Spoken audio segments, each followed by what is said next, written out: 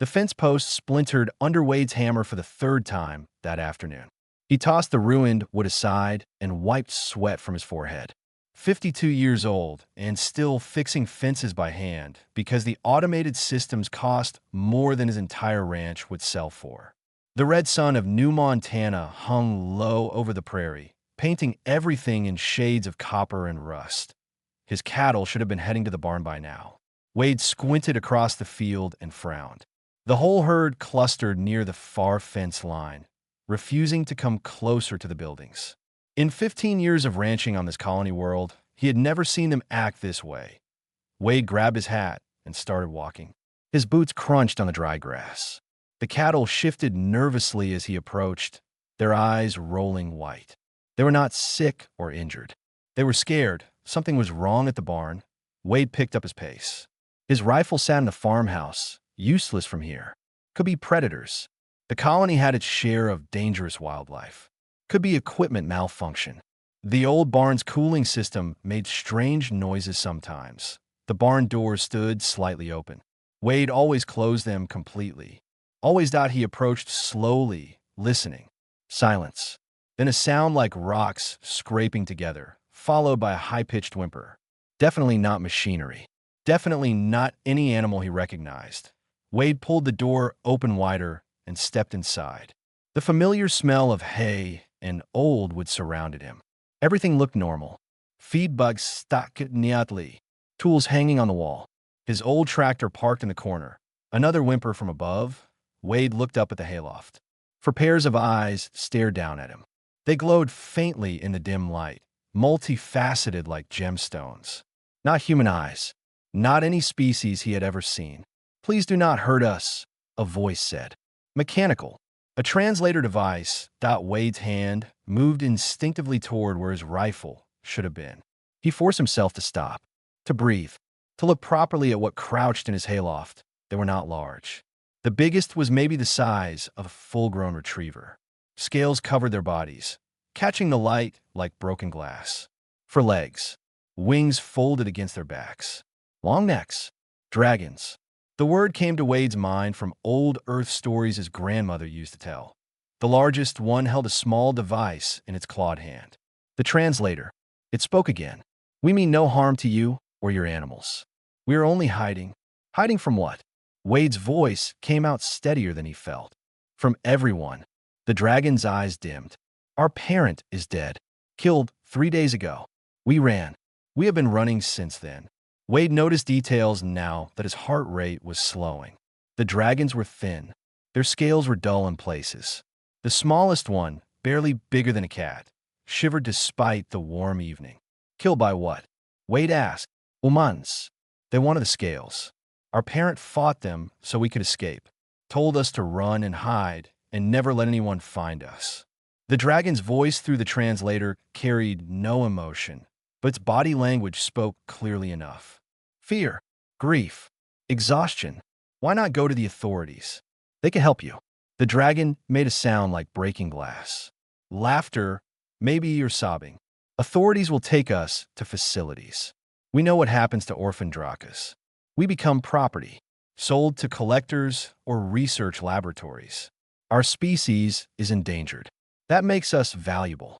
No one protects valuable things by letting them go free. Wade had heard stories. The colony was far from the core worlds, but news traveled. Endangered species were big business. Corporations paid fortunes for rare aliens. Legal, too, if the species was classified as semi-sentient, which apparently these drakas were. "So you broke into my barn?" "Yes. We are sorry. We will leave if you want. But please do not report seeing us. Please." The dragon shifted, and Wade saw it was shielding the smaller ones with its body, protecting them even now. The smallest dragon peeked out from behind its sibling. It looked at Wade with those strange, faceted eyes. Then it made a sound, a tiny chirp, like a baby bird. Wade felt something crack in his chest. A wall he had built after the plague took his wife and daughter. After he stopped being a father and became just a man who fixed fences and fed cattle and waited for time to pass. "How old are you?" he asked the largest dragon. "I have 14 standard years. My siblings have 11, 8 and 6. Children. They were children. Wade rubbed his face. This was insane. Harboring endangered aliens without permits could get him arrested. Or worse, the corporations did not like people interfering with their property claims. Have you eaten? The question came out before he could stop it. The dragons went very still. Not since yesterday, the eldest admitted. Stay here. Do not make noise. Do not let anyone see you. Wade turned toward the door. You're not calling the authorities? Wade stopped. I'm getting you food. We will talk about everything else after you eat. He walked back to his house in the fading light. His hands shook as he pulled together leftovers from his kitchen. Bread, cheese, some dried meat, vegetables. He had no idea what dragons ate, but they were clearly desperate enough to try anything. When he returned to the barn, the dragons had not moved. He climbed up to the loft and set the food down. They stared at it, but did not move. Go on, Wade said. The smallest one darted forward first, grabbing a piece of bread and retreating to eat. The others followed more slowly, watching Wade for any sign of threat. They ate like they were starving, which they probably were. Wade sat on a hay bale and watched them. 4 orphaned aliens eating his leftovers in his barn. This morning, his biggest problem had been a broken fence post. Now he was looking at a decision that could change everything. The smallest dragon finished eating and moved closer to Wade. It sniffed his boot, then pressed against it, settling down like a puppy seeking warmth. Thank you, the eldest dragon said through the translator. Most would have already called the authorities. Most had not watched their children die and wished someone had been there to help. Wade said quietly as he looked at the 4 of them. Scared, alone, hunted by people who saw them as things to own. He thought about his daughter, about how she used to hide behind his legs when strangers visited, about how she trusted him to keep her safe. You can stay tonight, Wade said. Tomorrow I will figure out what to do. The eldest dragon's eyes brightened. Thank you. We will not be trouble. We can help. We can work. We can. Tonight you sleep. That is all. Wade stood up. I will lock the barn. If anyone comes, hide in that old root cellar in the corner. Understand. All 4 dragons nodded. Wade climbed down from the loft. At the barn door, he looked back. The smallest dragon was already asleep against the hay bale. The others were settling down, their scales gradually dimming as they relaxed. He locked the barn and walked back to his house. Inside, he sat at his kitchen table and stared at nothing. He was already attached, already thinking of them as his responsibility, already knowing he could not hand them over to people who would treat them like merchandise. The smart thing would be to call the Wildlife Authority in the morning. The legal thing. The safe thing. Wade looked at the photo on his shelf. His wife and daughter smiling at him from 10 years ago. Before the plague. Before he learned that safety meant nothing if you lost your soul getting there. Guess I'm not doing the smart thing, he said to the empty room. Outside, the stars came out over New Montana. In the barn, for dragons slept under his protection. Tomorrow would bring complications. Tonight, they were safe. That would have to be enough. Dawn broke cold over the ranch. Wade woke to the sound of his own heartbeat, a habit from too many years of sleeping alone. He lay still for a moment, remembering. Then he remembered the dragons that he dressed quickly and headed to the barn. The cattle were still keeping their distance, clustered nervously in the far pasture. Not good. If his neighbor Ruth noticed, she would ask questions. Ruth noticed everything. Wade unlocked the barn and stepped inside. The hayloft was empty. His stomach dropped. Had they run during the night? Had someone taken them? Then he saw the barn floor. Every tool hung neatly on the wall. The feed bags were res-tacked in perfect order. The old stalls in the back, and used for years, were cleaned out completely. Fresh hay lined them. We hope to be useful. The eldest dragon's voice came from above. Wade looked up. They were pressed against the rafters, their scales blending almost perfectly with the dark wood. Camouflage. He had walked right past them. Come down, Wade said. They dropped lightly to the floor. In the morning light, Wade could see them better. Their scales were not just one color, but shifted through blues and grays and silvers. The smallest one had a patch of gold on its chest. We need to talk, Wade said. If you're staying even temporarily, we need rules. The dragons sat, their tails curling around their feet like attentive students. First, names. You said yours are unpronounceable. Pick something I can say. The eldest considered. My parent called me firstborn in the deep caves. You may call me Cave. I am second under the stars. Star. The next one said. I am third who sings. Singer. The smallest chirped excitedly. I am smallest who learns. Can I be Pebble? Wade felt his mouth twitch. Almost a smile. Cave, Star, Singer, and Pebble. Good. I am Wade. We know, Cave said.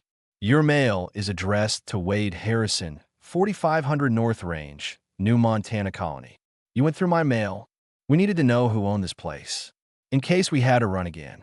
Cave did not sound apologetic, just practical. Wade supposed that made sense. Rule 2. No going outside during daylight. At all. My neighbor Ruth has eyes like a hawk, and she will see you. We understand, Cave said. Rule 3. If anyone comes to the barn, you hide in that root cellar immediately. No hesitation. All 4 dragons nodded. Rule 4. Wade paused. You do not owe me work. You are not servants. You're just staying here.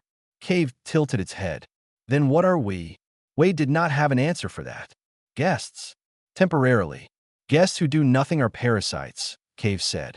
We will not be parasites. Let us help. Wade looked at the clean barn, at the organized tools, at 4 pairs of eyes watching him hopefully. Fine, but carefully, and only when no one can see. Pebble chirped happily and rubbed against Wade's leg like an oversized cat.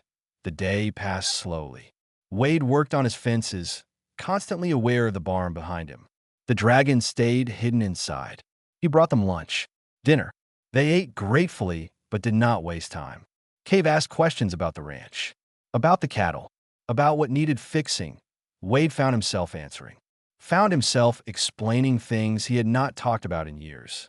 The irrigation system that kept breaking. The fence line that needed replacing. The equipment he could not afford to repair. When darkness fell, Cave approached him. May we go outside now? Wade hesitated. Stay close to the barn. If you see any lights, hide immediately. The dragons slipped out into the night like shadows. Wade watched from the doorway. They moved to the fence line he had been struggling with all day. Their claws dug into the hard ground easily, opening post holes he would have needed an hour in a machine to make. Star examined the irrigation pipe with careful attention. Singer tested the tension on wire fences. Pebble carried tools in its mouth, trotting back and forth with determined focus. They worked for 3 hours. When they finished, Wade had a fence line that would have taken him a week to complete. How did you learn to do this? He asked. Our parent taught us to work with our claws and minds together. Building is important to Drakas. We create homes in stone and earth. This is similar, just with different materials. Cave looked at the finished fence with evident pride. Wade felt something unfamiliar. Relief, maybe, or hope. His ranch had been failing slowly. He could not keep up with all the work. But 4 pairs of clawed hands working through the night. Tomorrow night, there's a water pump that needs fixing, he said. Cave's eyes brightened. We can help. Over the next 3 weeks, the ranch transformed. The dragons worked every night. They repaired equipment Wade had written off as broken. They improved the irrigation system, using their natural understanding of water flow to optimize it. They fixed structures he had ignored for years. Wade's cattle started producing better. The fields grew greener. Other ranchers noticed. Ruth showed up on a Tuesday morning. Wade saw her truck coming, and his heart hammered. He whistled sharply. In the barn, the dragons would be racing to the root cellar. Morning, Wade. Ruth called as she climbed out. She was a sturdy woman in her 60s, with silver hair and sharp eyes. Your place is looking good. Just been working harder, Wade said casually. At your age? Must be drinking special coffee. Ruth smiled, but her eyes scanned the property. Heard some interesting news. Wildlife Authority put out a bulletin. They're looking for Drakas in this sector. For juveniles. Orphaned. Wade's face stayed neutral. That's so. MHM. Apparently, someone saw them near the settlement 3 weeks ago. Authority is offering a reward for information leading to their recovery. Ruth watched him carefully. Recovery. That what they call it? That is what the bulletin says. Though I hear those creatures go for a fortune on the exotic market. Endangered species and all. Ruth leaned against her truck.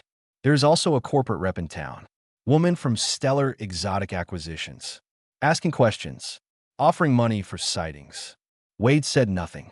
You have not seen anything unusual, have you, Wade? Just fixing on my ranch, Ruth. That is all. Ruth looked at him for a long moment. Then she nodded. Well, if you do see something, you know where to find me. Be careful, Wade. People get strange when there is money involved. After she left, Wade went to the barn. The dragons emerged from the root cellar, dusty and anxious. She knows, Cave said. She suspects. That is different. Wade sat heavily on a hay bale. But she is right. This is getting dangerous. We will leave, Cave said immediately. Tonight, we will not let you suffer for helping us. Wade looked at the four of them. At Pebble, who had started following him everywhere. At Singer, who hummed while working. At Star, who asked endless questions about Earth. At Cave, who carried the weight of protecting its siblings with such fierce determination. No, Wade said. But no, we just need to be more careful. Wade stood. I am not turning you away because things got complicated. I am not that person. Why? Cave asked. Why are you helping us? Other humans hunt us, capture us, sell us. Why are you different? Wade was quiet for a moment. I had a daughter once. Her name was Sophie. She died when she was 8 years old. Colony plague. I held her while she died, and there was nothing I could do. He looked at Pebble. She was about your size. Loved to help even when she was too small to be useful. Followed me everywhere. The barn was silent. I cannot save her, Wade continued. But I can help you. That has to count for something. Pebble moved to Wade and pressed against his leg. The little dragon made soft sounds. Not words, just comfort. Wade rested his hand on its head. You are our family now, Pebble said through the translator. It was the first time the youngest had spoken in English. That is what family is. People who stay even when it is hard. Wade felt his eyes burn. He nodded, not trusting his voice. Cave moved closer. Then we stay together. All of us. No matter what comes. No matter what comes, Wade agreed. Outside, the stars wheeled overhead. In town, corporate agents asked questions and offered money. The Wildlife Authority prepared to search the area. Complications were coming like storm clouds. But in the barn, a broken man and 4 orphan dragons built something neither had expected to find again. A family, not by blood or species, but by choice, and that made it real. The photograph changed everything. Wade first heard about it from Cal, his nearest neighbor to the south. Cal drove up at sunrise, his truck kicking up dust. Wade was feeding his cattle when Cal climbed out, holding his datapad. You need to see this, Cal said without greeting. The image was blurry but clear enough. Pebble, caught in the late afternoon light, pulling a calf from the mud near the creek. The little dragon's scales glinted unmistakably. The timestamp showed yesterday at 17:43. Wade's blood went cold. Where did this come from? Delivery driver posted it on the Colonial Network last night. It has been shared 8,000 times already. Wildlife Authority contacted the settlement an hour ago. They are sending agents. Cal looked toward the barn. Want to tell me what is going on? Wade met his eyes. You gonna turn me in? That depends. Those drakas everyone is looking for. Yes. Cal nudda slowly. They dangerous? Only to broken fence posts and faulty irrigation systems. They orphans like the bulletin said.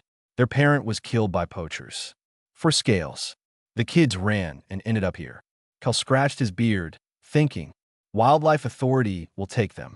Law says so. I know what the law says. And you're keeping them anyway. Wade straightened. I am. Cal stared at him for a long moment.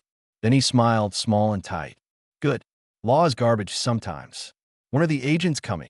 You are not going to lecture me about regulations. Wade, I have known you 15 years. You're the most law-abiding, boring rancher in this colony. If you're breaking rules, you've got a good reason. Cal handed back the datapad. But you should know, not everyone will see it that way. Ruth is already making calls. She thinks you are endangering the colony by hiding endangered aliens without proper containment. Ruth always did follow rules too closely.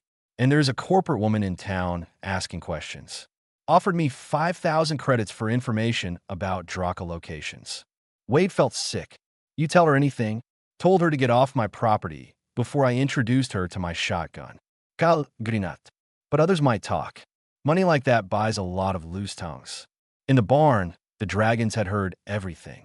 When Wade entered, they were gathered together. Cave's wings spread protectively over the smaller ones.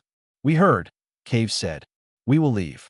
Right now, before the agents arrive. Where will you go? Wade asked. Anywhere that is not here. We will not let them punish you for protecting us. Pebble made a distressed sound. But this is home. Home is not safe anymore, Cave said gently. Wade looked at the four of them, at their meager possessions in the corner, at the translator device held together with wire and hope, at the family they had become over 5 weeks of secret nights and careful days. No, Wade said. Guade, no. I am not letting you run. Not again. Wade pulled up a hay bale and sat. Cave, you said Drakas are classified as semi-sentient. What exactly does that mean? It means we are considered intelligent animals. Not people. We can be owned but cannot own property. Cannot make legal decisions. Cannot choose our own lives. But you are clearly intelligent. You speak. You reason. You have culture and history. The classification was made 40 years ago based on limited contact with adult Drakas who could not use human-style communication. Our language is subsonic. Without translators, we cannot speak to most species. So the Galactic Council decided we were clever animals. Not people. That is garbage, Kel said from the doorway. Everyone turned. He held up his hands. I am on your side. Just came to say Ruth is bringing people. You have maybe an hour. Wade stood. Get Ruth and anyone else who will listen. Bring them here. Wade, what are you planning? Cave asked. I am planning to make this official. If you're going to be here, then it is going to be in the open. No more hiding. They will take us, Star said quietly. Maybe. But if they do, everyone is going to know exactly what they are taking. Not dangerous animals. Children. A family. Wade looked at Cave. Are you willing to speak? To show these people what you really are?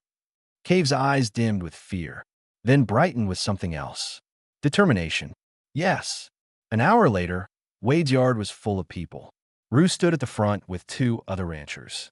Cal leaned against his truck. A handful of settlement residents clustered near the fence. A young woman with a camera hovered at the edge. All of them looked confused and curious and suspicious. Wade stood on his porch. His heart hammered, but his voice stayed steady. Thank you for coming. I know there are rumors, photographs, questions. I'm going to answer them all right now. He gestured to the barn. Cave, come out. The doors opened. Cave emerged first, walking with careful dignity.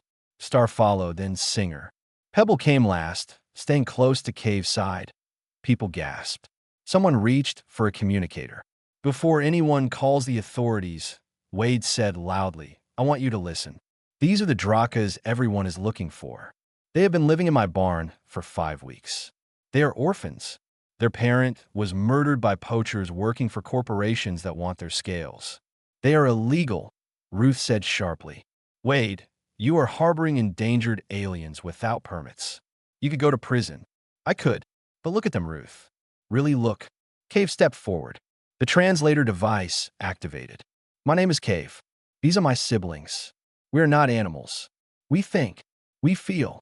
We remember our parent teaching us about our history, about our people's caves and songs and stories. We ran to this place because we were afraid. Wade gave us shelter when the galaxy told us we were things to be owned. You cannot just decide to live wherever you want, Ruth argued. There are laws, procedures. You are classified as semi-sentient for your own protection. Our protection, Cave's voice rose. Our parent is dead because someone wanted to sell its scales. Our species was driven from our homeworld by mining corporations. The survivors were moved to preservation worlds that are just open-air prisons. We are protected the way valuable objects are protected, locked away and controlled. Singer spoke up, voice soft. I've been learning about Earth history, about humans who were once classified as property, about people who hid others who were running from unjust laws. Wade is doing what he thinks is right. Why is that wrong? Murmurs ran through the crowd. The young woman with the camera was recording everything. "It is not about right or wrong," Ruth said, but her voice was less certain. "It is about order, about preventing chaos. Order that treats children as merchandise," Cal said suddenly. Everyone looked at him. "I've been reading about Drakas, about what happens to orphans who get taken into custody. 80% end up sold to private collectors. 15% go to research facilities. 5% are kept in preservation centers that do not allow family groups. These kids will be separated and sold. That is what Ruth's order means." Ruth's face flushed. "That is not. I did not know that. Most people do not," Cave said. "It is easier not to know. Easier to trust that the system works. But we live inside that system. We know what it does to us." Pebble moved forward suddenly. The little dragon approached Ruth directly, looking up at her. "Please do not take us away. Wade is kind. We are safe here. We just want to stay together." Ruth stared down at Pebble, at the small dragon who barely reached her knee. Something in her face shifted. "This is not that simple," she said, but her voice cracked. "It is exactly that simple," Wade said. "Either you see them as people deserving choice and family, or you see them as property that needs managing. There is no middle ground." "The law is wrong," a new voice said. The young woman with the camera stepped forward. "My name is Petra. I am a journalist from the Colonial Press. I have been recording this. By tomorrow morning, everyone in this sector will see these dragons speaking. See them as people. See what the system plans to do to them." Ruth looked shaken. "The Wildlife Authority is already coming. This is out of our hands." "No," Cal said. "It is exactly in our hands. We are the community. We decide what we accept." "I vote they stay," one of the other ranchers said. A woman named Diana. "My grandfather was a refugee. I know what it means to have nowhere to go. This sets a dangerous precedent," another man argued. "Good," Diana shot back. "Maybe the precedent needs setting." The crowd divided. Arguments broke out. Some supported Wade. Others called him reckless. Ruth stood in the middle, looking torn. Then engines roared overhead. Everyone looked up. 2 official vessels descended, marked with Wildlife Authority symbols. They landed in Wade's field, sending up clouds of dust. The crowd went quiet. 2 figures emerged. The first was insectoid, with multiple limbs and compound eyes. It wore an official uniform. The second was reptilian, heavily muscled, with a weapon on its belt. They approached the group. The insectoid spoke in perfect English. "I am Inspector Chell of the Galactic Wildlife Authority. We received reports of illegal harboring of endangered drakas." "Where are they?" Wade stepped forward. "They are right here, and they are not going anywhere." Chell's compound eyes focused on the dragons, then on Wade. "You are Wade Harrison, owner of this property?" "I am." "Then you are under arrest for 17 violations of the Endangered Species Protection Act. The drakas will be taken into protective custody immediately." "No." Cave moved to stand beside Wade. The reptilian enforcer stepped forward. "You do not have a choice in this matter." "Actually," Cave said, "under Article 47 of the Galactic Refugee Protection Treaty, any being fleeing persecution has the right to request asylum from a guardian of their choosing. I formally request asylum under Wade Harrison's protection."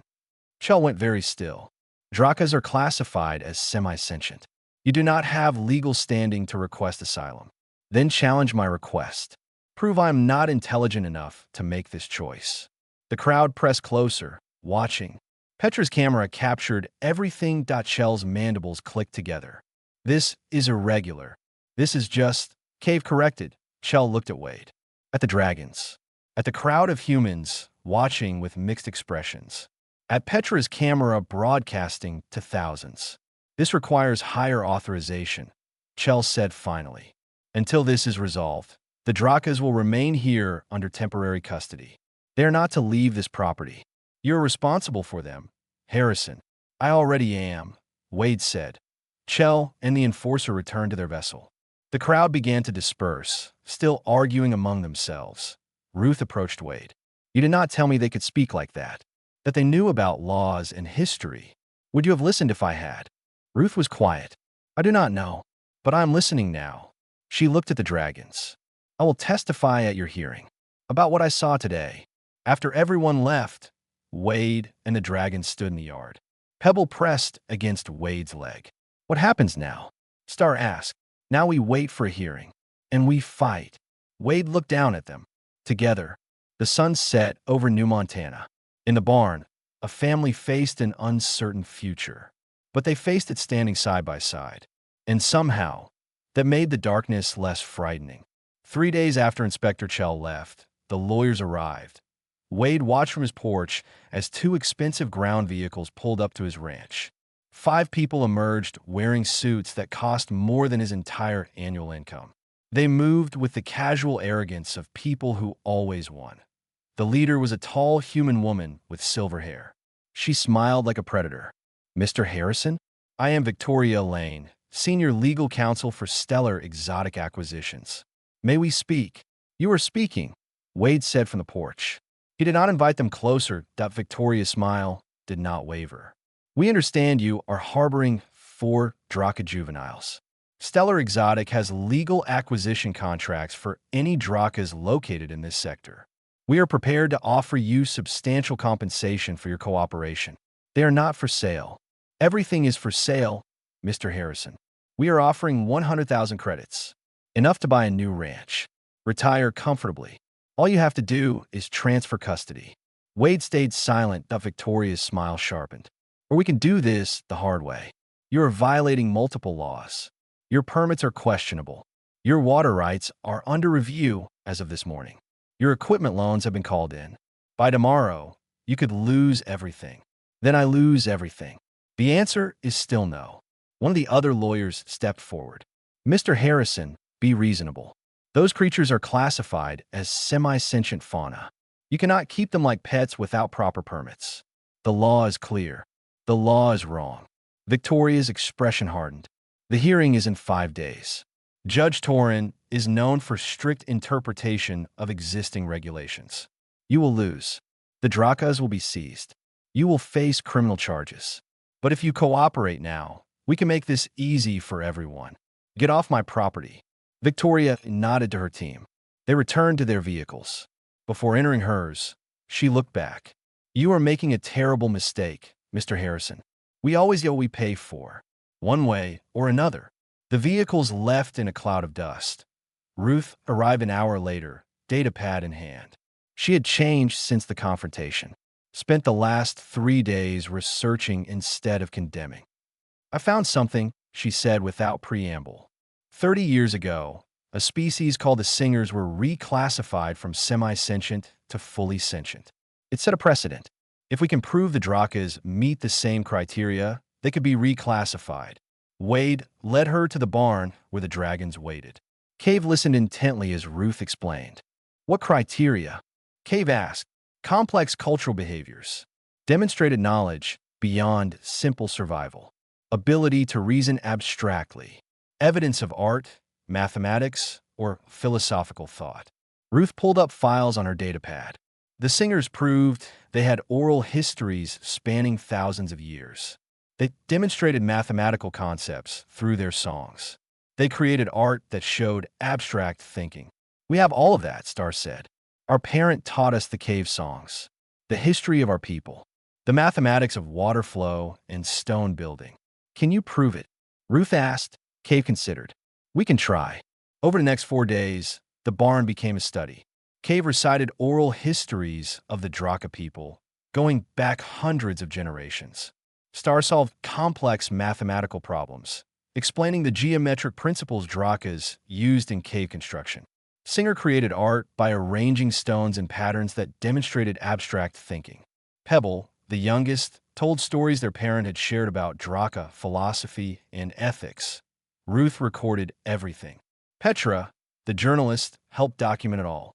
Her broadcasts about the dragons had gone viral across the colony and beyond.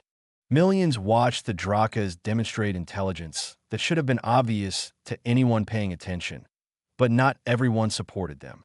The colony divided sharply. Some saw the dragons as people deserving rights. Others saw dangerous precedent that threatened the economic order. On the 4th night, Wade was woken by alarms. He ran to the barn and found the dragons huddled together, eyes wide with fear. The security cameras showed 3 figures in dark clothing approaching the barn.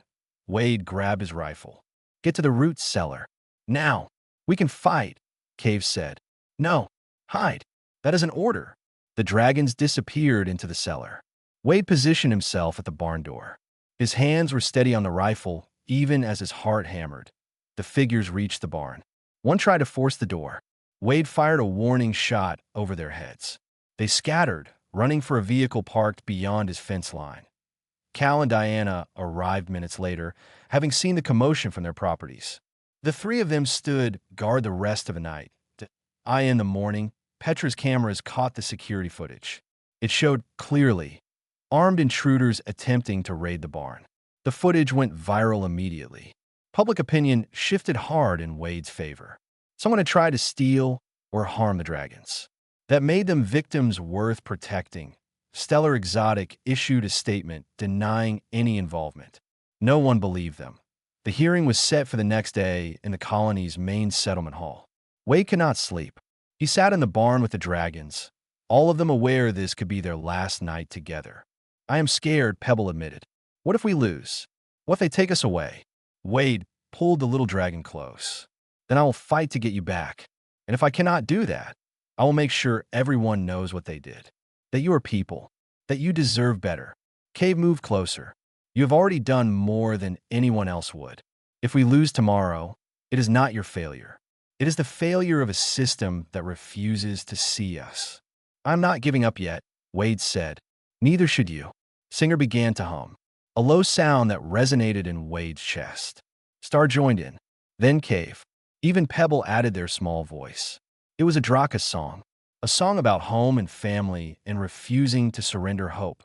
Wade sat with them, surrounded by their harmonics, and felt something he had not felt in 10 years. He felt like he belonged to something bigger than himself, like he had a purpose beyond just surviving another day. The next morning, they traveled to the settlement hall. The building was packed, every seat filled. People lined the walls. Cameras from a dozen news organizations captured everything. Judge Torn presided. He was a member of a species Wade did not recognize. Tall and crystalline, with multiple facets that reflected light. He radiated authority and cold precision. Stellar Exotic's legal team filled one side of the hall. Wade, Ruth, and the dragon sat on the other. They looked small and outmatched.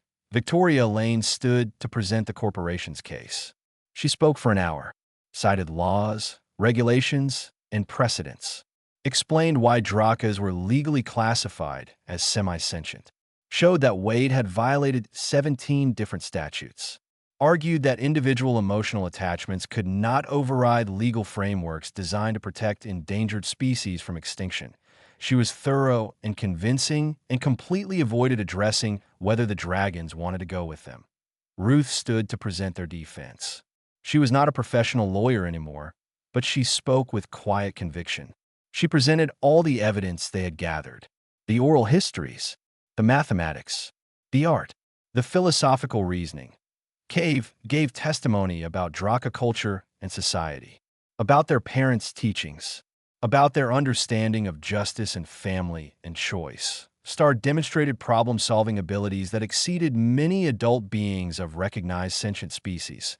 Singer performed one of the ancient cave songs, the harmonics filling the hall with haunting beauty. But the corporation's lawyers were prepared. They argued that trained animals could be taught to mimic complex behaviors, that oral histories were just memorization, that art was instinctive pattern recognition. They had answers for everything. Judge Torn listened without expression. His crystalline face reflected light, but revealed nothing. Then Petra stood. She was not part of the official proceedings, but she had evidence the court needed to see. Evidence she had uncovered about Stellar Exotic acquisitions. "Your Honor, I have obtained internal communications from Stellar Exotic. Communications that show they hired the poachers who killed the dragon's parent. They wanted to acquire the adult Draka alive for their genetic material. When the parent resisted, they authorized lethal force." The hall erupted. Victoria Lane objected loudly. Her team scrambled. Petra presented the evidence.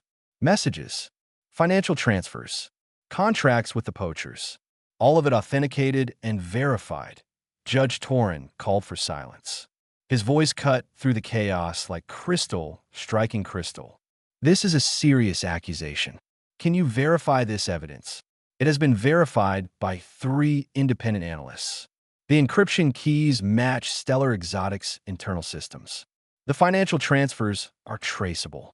This is real. Victoria Stuth. Your Honor, even if this unfortunate incident occurred, it does not change the legal classification of Drakas. The law is clear regardless of corporate malfeasance. She was right. The evidence of corporate wrongdoing was damning morally, but did not change the legal reality. Drakas were still classified as semi-sentient. The law still gave Stellar Exotic rights to them. Judge Torn looked at Wade, at the dragons, at the packed hall of people watching. This court will recess for 1 hour while I consider the evidence and arguments presented. The wait was agony. Wade sat with the dragons in a side room. Pebble shook despite the warm day. Cave tried to appear calm, but their scales shifted colors with anxiety. Finally, they were called back. The hall was silent as Judge Torrance spoke. I have reviewed all evidence and arguments. The law is clear regarding the classification of Drakas as semi-sentient fauna. Multiple precedents support this classification. Mr. Harrison has violated numerous statutes designed to protect endangered species. Wade's heart sank. The dragons pressed closer together. However, Judge Torin continued. The evidence presented demonstrates that the current classification may be outdated. The Drakas have shown capabilities consistent with full sentience. More importantly, they have demonstrated the fundamental characteristic of sentient beings, the desire to choose their own path. Victoria Lane stood.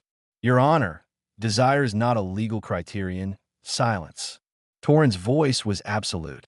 I am ordering a temporary reclassification of Drakas from semi-sentient to fully sentient, pending comprehensive Galactic Council review. Under this temporary classification, these 4 Drakas have the legal right to choose their own guardians. The hall exploded with reaction. Torin raised a crystalline hand for silence. Furthermore, I am granting Wade Harrison emergency foster guardianship of these 4 juveniles. Stellar Exotic Acquisitions is ordered to cease all hunting and acquisition activities regarding Drakas pending investigation of the evidence presented here today. Victoria Lane's face went white with fury. We will appeal immediately. That is your right. But until that appeal is heard, this ruling stands. Torin looked at Wade and the dragons. You may go home. Wade could not speak, could not process what had just happened. They had won. For now, the dragons surrounded him. Pebble made happy chirping sounds. Cave scales brightened to brilliant blue. Star and Singer hummed together in harmony. Outside the hall, supporters cheered. Protesters shouted. Cameras captured everything. Ruth smiled, tired but victorious. We did it. We actually did it. For now, Wade said. They will appeal. This is not over. No, Cave agreed. But we won today. That is enough. They drove back to the ranch as the sun set. The barn waited for them, familiar and safe. The cattle grazed peacefully.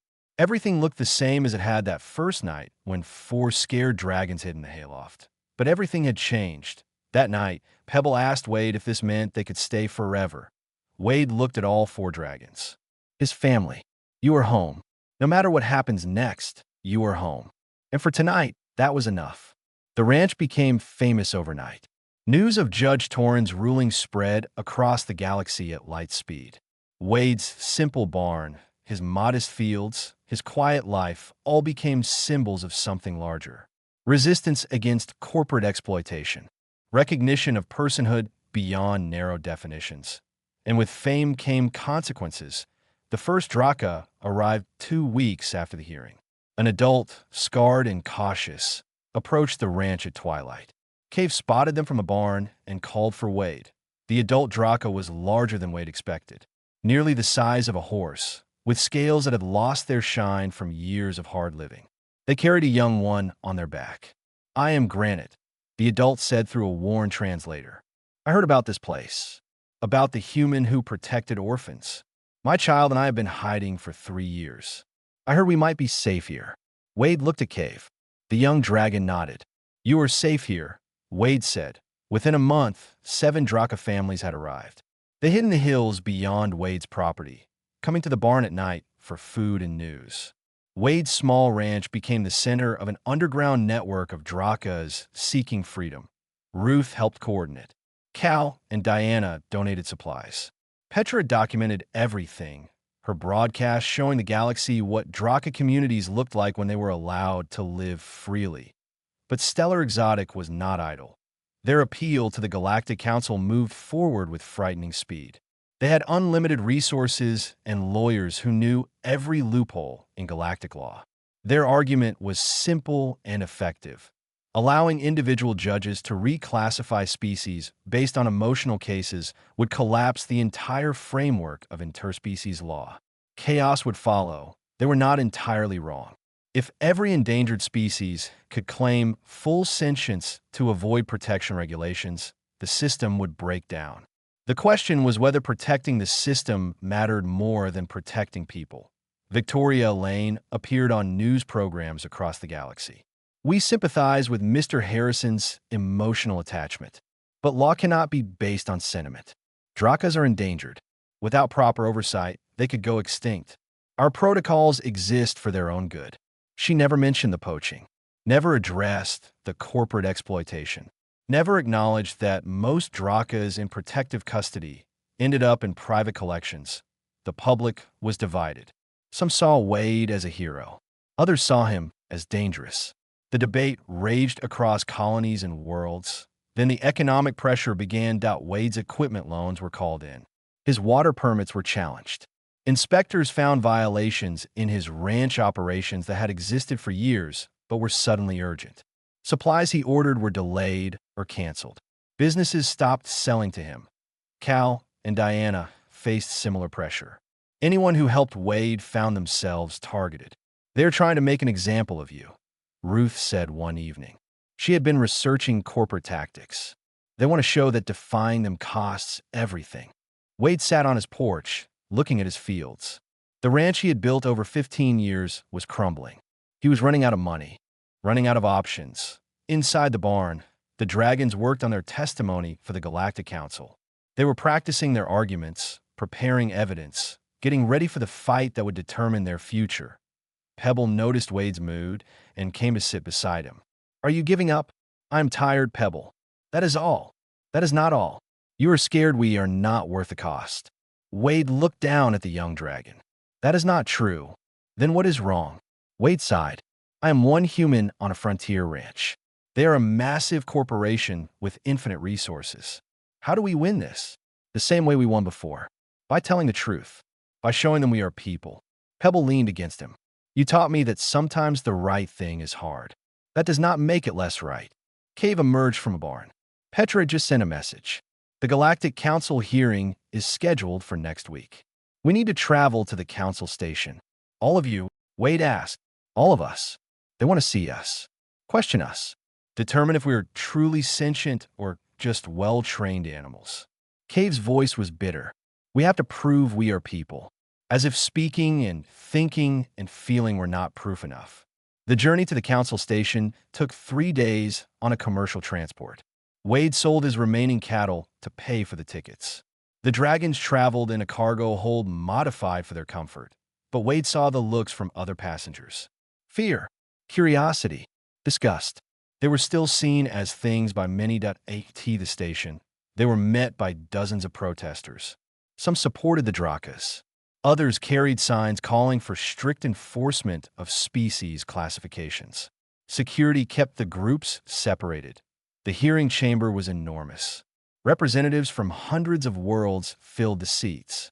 The Galactic Council sat on a raised platform, 12 beings from 12 different species. They looked down at Wade and the dragons with expressions ranging from curiosity to cold calculation. Stellar Exotic's legal team filled half the chamber. Victoria Lane sat at their center, confident and prepared. But Wade noticed something else. Representatives from other species classified as semi-sentient filled the gallery. Beings who lived in the gray area between recognized people and protected fauna. They watched the proceedings with desperate hope. The council spokesperson was a being of pure energy contained in a crystalline matrix. Its voice resonated through the chamber. This hearing will determine whether the temporary reclassification of Drakas from semi-sentient to fully sentient should be made permanent. Both sides will present evidence. We will question the Drakas directly. Then we will decide. Victoria Lane stood first. Her presentation was masterful. She showed graphs of endangered species extinctions, explained how protective regulations had saved dozens of species from destruction, argued that emotional cases could not override systematic frameworks designed through centuries of careful negotiation. If we allow every species to claim full sentience to avoid protection protocols, we open the door to exploitation, she said. Poachers will use this precedent to argue their targets are choosing to be hunted. Smugglers will claim their cargo wants to be sold. The entire framework of interspecies protection will collapse. The council members nodded. Several took notes. Victoria was winning. Then it was Ruth's turn. She presented the evidence they had gathered, the oral histories, the mathematical proofs, the art, the philosophical reasoning, everything that demonstrated Draka intelligence and culture. But the council had seen similar presentations before. Smart animals could be trained. Complex behaviors could be instinctive. The bar for full sentience was deliberately high. Finally, the council questioned the dragons directly. They asked Cave about Draka history. Cave recited genealogies going back 300 generations, explaining the significance of each era. They asked Star about mathematics. Star solved problems that would challenge most sentient species, explaining the reasoning clearly. They asked Singer about art and culture. Singer performed a Cave song and explained its meaning, its context in Draka society, its evolution over centuries. Then they questioned Pebble. The young dragon was nervous, scales shifting colors rapidly. The council's energy being focused on them. Young one, what is your understanding of why you are here? Pebble's voice was small but clear. You need to decide if I am a person or a thing. And which do you believe you are? I am a person. I have thoughts and feelings and dreams. I remember my parent. I love my siblings. I'm scared sometimes and happy sometimes. I learn new things every day. I do not understand why that is not enough. Many animals feel fear and happiness. Many can learn. What makes you different? Pebble was quiet for a moment. Then they said, I know I will die someday. I think about what happens after. I wonder if I will see my parent again. I hope I will. Animals do not hope. They do not wonder. They do not imagine futures they will never see. I do. That makes me a person. The chamber went completely silent. The council members looked at each other. The energy being dimmed thoughtfully, Victoria Lane stood. Your Honors, philosophical speculation is not a legal criterion for silence, the spokesperson said. We are not finished. They turned back to Pebble. What do you want? If you could choose your future, what would it be? I want to stay with Wade. I want to learn about Earth and dragons and all the things I have not seen yet. I want to help other Drakas who are scared. I want to live somewhere safe where people do not hunt us for our scales. I want to grow up and maybe have children someday and teach them the songs my parent taught me. I want to matter, not because I am rare or valuable, but because I am me. The young dragon's words hung in the air. The spokesperson nodded slowly. Thank you. You may return to your seat. The council conferred quietly among themselves for what felt like hours. Wade sat with the dragons, holding Pebble close. Cave's scales were dim with anxiety. Star and Singer held each other's claws. Finally, the spokesperson addressed the chamber. This council has reviewed all evidence. We have questioned the Drakas extensively. We have considered the arguments from both sides. Wade's heart hammered. The question before us is not whether Drakas can perform complex tasks. The question is whether they possess the fundamental quality of sentience, self-awareness combined with the capacity to envision and choose their own futures. Victoria Lane's expression tightened. The evidence is overwhelming. Drakas are not semi-sentient fauna. They are fully sentient beings who have been misclassified for decades due to communication barriers that modern technology has since overcome. The chamber erupted. The spokesperson raised a hand for silence. We are officially reclassifying Drakas as fully sentient. All existing ownership claims are nullified. All Drakas currently in custody must be released and given the opportunity to choose their own paths. Furthermore, we are ordering a comprehensive review of all species currently classified as semi-sentient to ensure no others have been similarly misclassified. Wei cannot breathe, cannot process. They had won. Completely. Permanently. The dragons erupted in joyous sounds. Cave scales blazed brilliant blue. Star spun in circles. Singer harmonized with dozens of other Drakas in the gallery. Pebble buried their face against Wade's chest and cried. Victoria Lane stood frozen, her face pale with shock. Stellar Exotic had lost everything. Outside the chamber, celebrations erupted. Representatives from other semi-sentient species crowded around Wade and the dragons, thanking them. Petra's cameras captured everything as the news spread across the galaxy. That night, Wade stood on the observation deck of the station, looking out at the stars. Cave joined him.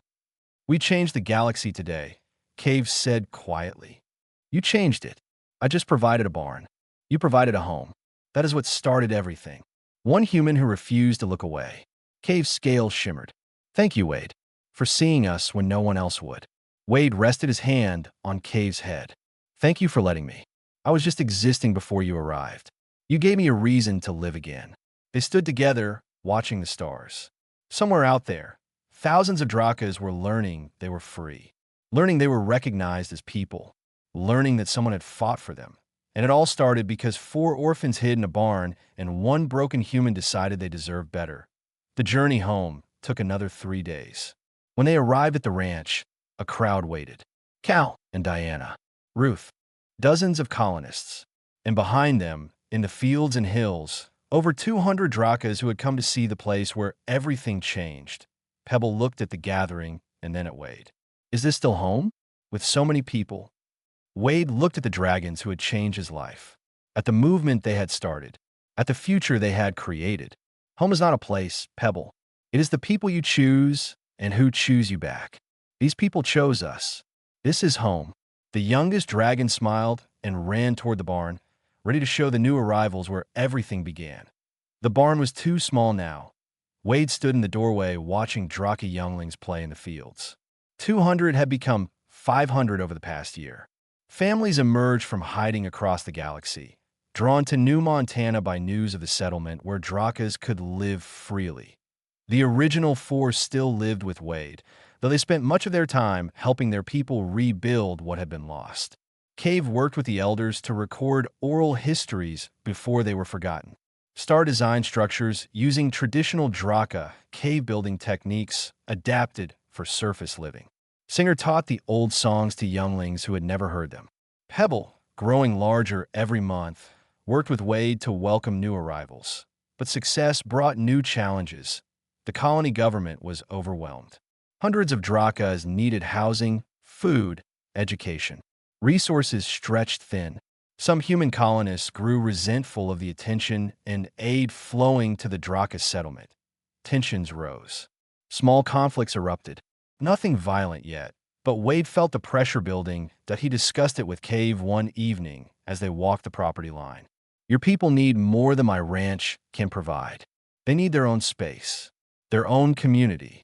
We know. The elders have been discussing it. Some want to find an uninhabited world and start fresh. Others want to integrate with existing colonies." Cave's scales shifted to trouble gray. "We are free now, but we do not know how to be free. We have been hunted and hidden for so long. You will figure it out. You are already building something amazing here. Only because you gave us the space to try." Cave stopped walking. "Wade, I need to tell you something. We have been offered land. A whole continent on a frontier world called Haven. The Galactic Council is providing resources to help establish a Draka colony. Most of our people want to go, to build something that is truly ours." Wade felt his chest tighten. "When do you leave?" "We are not leaving. Not all of us. Not permanently." Cave's eyes brightened. "But I need to help them build it. My siblings too. The elders asked us to be part of the leadership, to guide the next generation. You should go. This is the future you fought for.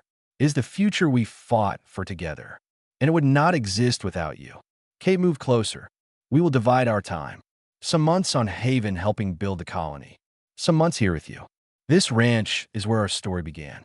We will not abandon it. Over the next few weeks, Draka is prepared to leave for Haven. Wade helped organize supplies and transportation.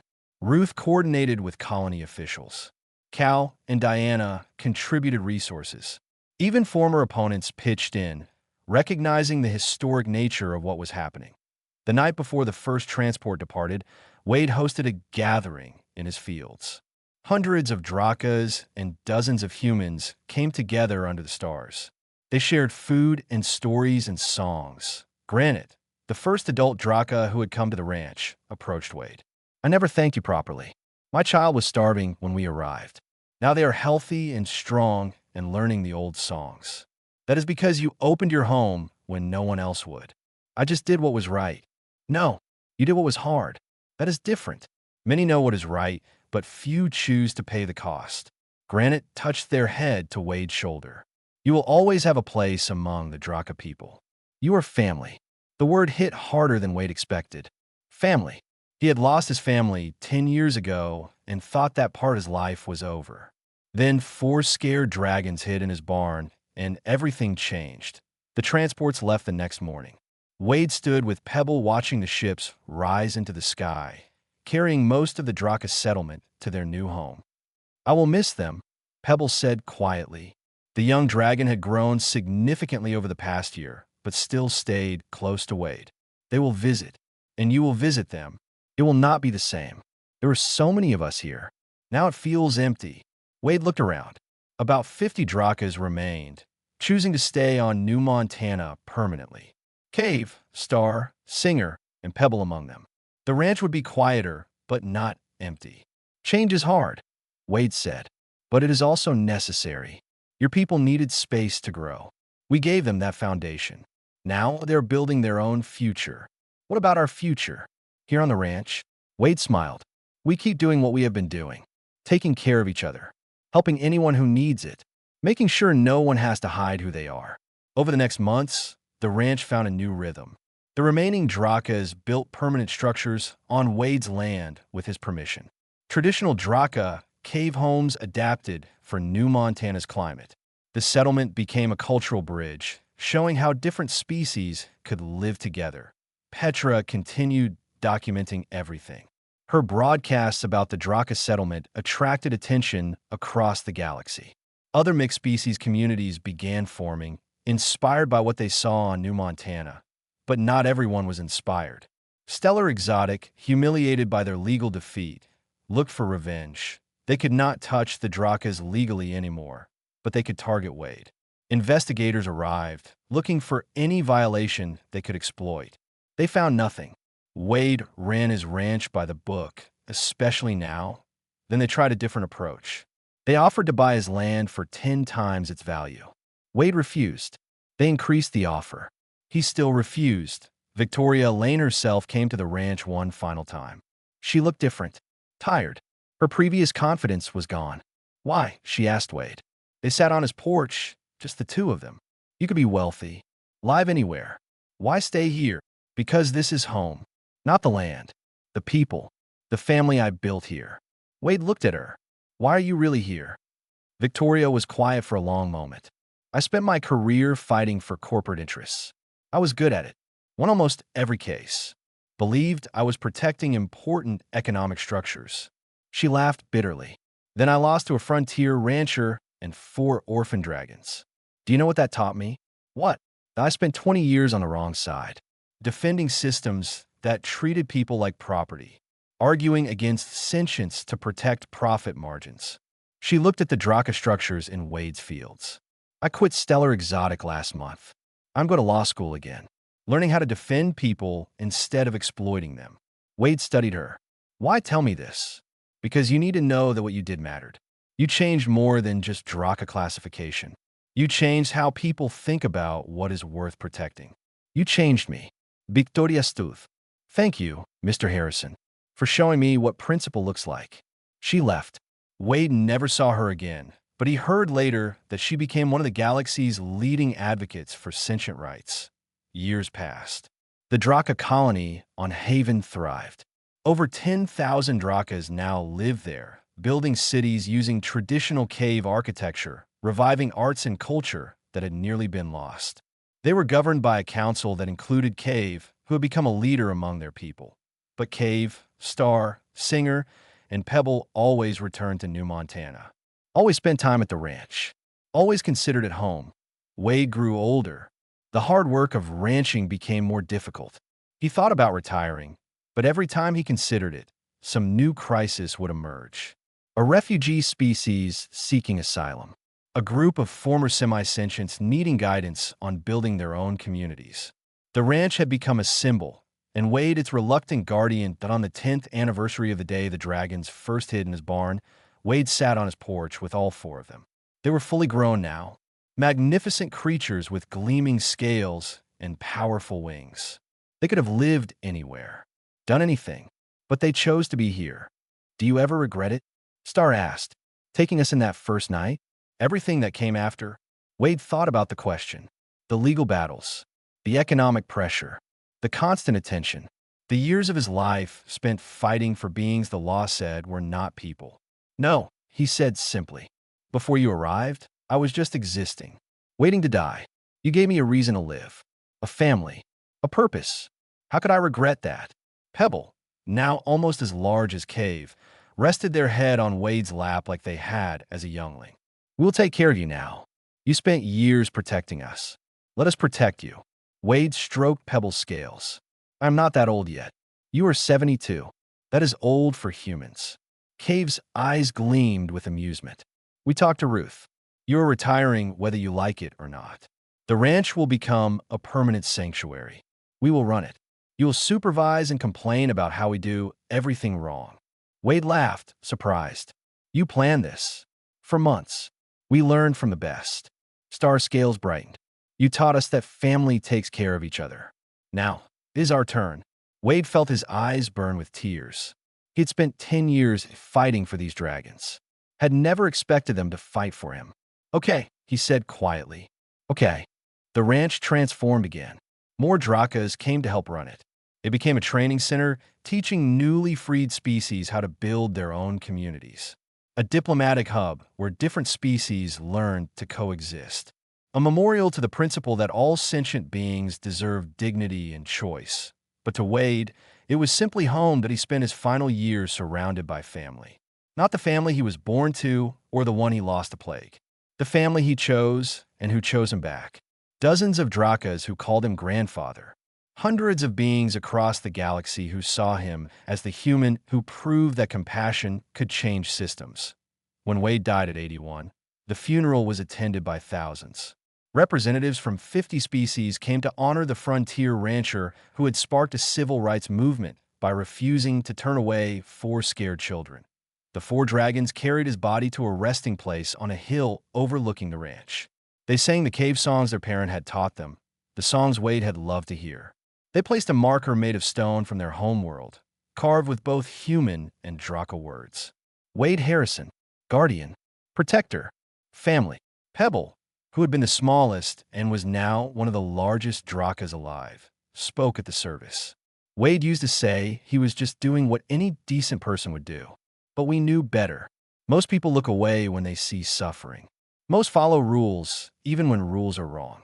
Most choose safety over justice. Wade never looked away, never chose the easy path, never stopped fighting for those who could not fight for themselves. He taught us that family is not about blood or species. It is about choice, about staying even when it is hard, about believing that every person deserves to be seen as a person. The ranch continued after Wade's death. The 4 dragons ran it together, ensuring his legacy lived on. They welcomed refugees, trained leaders, taught principles of compassion and justice to anyone who would listen. Every year on the anniversary of that first night, they gathered in the barn where it all started. They told stories about Wade, about the grumpy rancher who saved 4 orphans and accidentally changed the galaxy. And they thanked him for seeing them when no one else would, for giving them a home, for showing them that sometimes the most revolutionary act is simply refusing to let people suffer alone. The barn still stood, preserved exactly as it was that first night. A memorial and a promise. A reminder that one person choosing compassion over convenience could reshape the world. New arrivals to the ranch always asked why the old barn was so important. Why it was maintained so carefully when modern facilities existed nearby. The dragons would smile and tell them the story. About four scared younglings hiding in the hayloft. About a lonely human who could have turned them away but chose differently. About how that single choice created ripples that spread across the galaxy. This is where we learned we were people, Cave would say. This is where we learned that family is a choice. This is where everything changed. We preserve it so no one forgets that revolutions can start in the smallest places, with the simplest acts of kindness. And in the fields beyond the barn, young Drakas played safely, free to learn their culture, free to choose their futures, free to be people instead of property. All because one human looked at four frightened children and said the words that changed everything. You are home. This is where you belong. The ranch on New Montana became a legend, a symbol of what was possible when beings chose to see each other as people instead of categories. When compassion mattered more than profit. When one individual decided that the right thing was worth any cost, and the legacy lived on. In the thousands of Drakas building their civilization on Haven. In the dozens of species who gained recognition as sentient beings because of the precedent. In the mixed communities across the galaxy where different species learned to live as equals. Wade would have been embarrassed by the attention. Would have insisted he was just a rancher who fixed fences and helped anyone who needed it. Would have deflected praise and changed the subject, but the dragons knew better. They knew that their friend, their protector, their family had been a quiet hero. The kind who never sought recognition but changed the world anyway. And they made sure no one ever forgot that in the barn on New Montana, for empty stalls stood as monuments. Each marked with a name: Cave, Star, Singer, Pebble. And in the center, a fifth marker for the human who had given them all a home. Visitors came from across the galaxy to see where it started. To stand in the place where a man chose kindness over law. Where orphaned dragons found family. Where the future changed because one person refused to look away. The story spread through generations. A reminder that systems could be challenged. That classifications could be wrong. That every being deserved to choose their own path. And at the heart of it all was a simple truth that Wade had understood from the beginning. Family is not about species or blood. It is about the people you protect and who protect you back. It is about choosing each other every day, even when it is hard. Especially when it is hard. The ranch remained. The barn stood. The story lived on. And somewhere in the stars, for dragons who had once been hunted property, now led their people as free citizens, never forgetting the human who taught them what freedom meant. Thank you, Wade, they would say to the stars. Thank you for letting us stay.